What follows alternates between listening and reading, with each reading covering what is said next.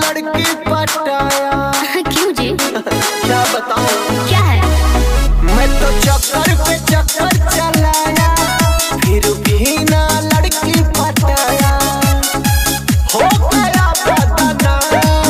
बोलो हरे कृष्णा हरे राम, बन जाए बिगड़ा तेरा काम।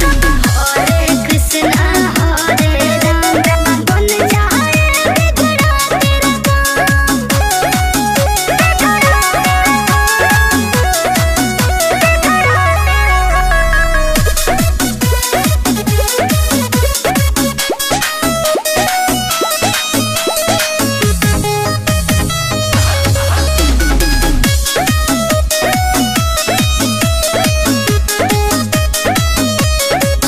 तू मजनू है किसका दीवाना, मुझे इश्क हो गया है। उसके ख्वाबों ख्यालों में बाबू तेरा दिल खो गया है।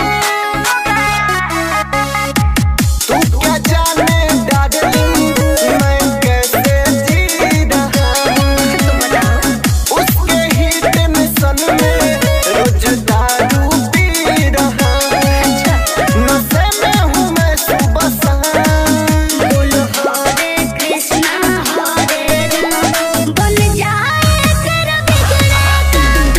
हरे कृष्णा हरे राम, बन जाए तेरा बिगड़ा काम।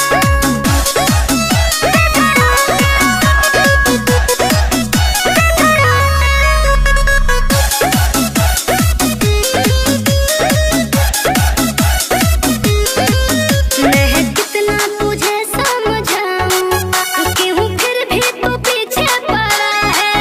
छोड़ लड़की वड़की का चक्कर, तू जीनियस सबसे बड़ा है। दिल का हालत समझे, ए डियर हो दिल वाला। और तुमको सुलाल से कहियो बॉडी तोहरो पाला।